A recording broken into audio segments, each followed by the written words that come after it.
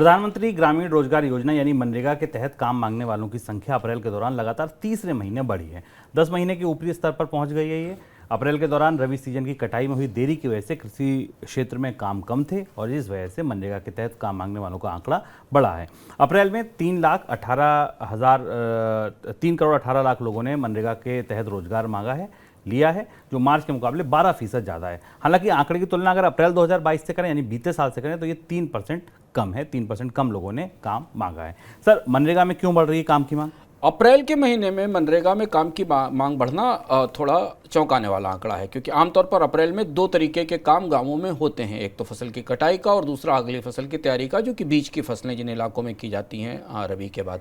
लेकिन इस महीने गांव में काम नहीं था खेतों में, और इसे सीधे आप मौसम के असर से जोड़ सकते हैं। जो मौसम का असर था, फसलों की कटाई में देरी हुई और कई जगह फसल चक्र प्रभावित हुआ, उसका असर हमें ग्रामीण इलाकों में रोजगार पर दिखाई दिया। तो अप्रैल का महीना जब मनरेगा की काम आमतौर पर मांग सबसे कम होती है, उस दौरान मनरेगा की मांग में 12% की बढ़ोतरी हमें दिखाई दी। और ये ग्रामीण अर्थव्यवस्था में अभी मौजूदा कमजोरी जो मौजूद है पहले से उसके और बढ़ने का संकेत है।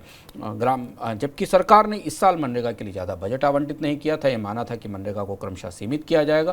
हालांकि बाद में सरकार की तरफ से भी कहा गया था कि ज़रूरत होगा तो मनरेगा के लिए पैसा दिया जाएगा। अब अगर अप्रैल के महीने में ही मनरेगा की जॉब की मांग सबसे ज़्यादा है, तो मई और जून के जो महीने हैं जहाँ पर आमतौर पर ग्रामीण इलाकों में काम नहीं होता है, रोजगार नहीं होता है, वहाँ मांग और ज़्यादा होने की संभावना दिखाई दे रही है। यानी कि ग्रामीण इलाकों में खेती से जुड़े हुए कामकाज की मांग तो अब खरीफ की फसल के साथ ही, खरीफ की बुआई के साथ ही दिखाई देगी।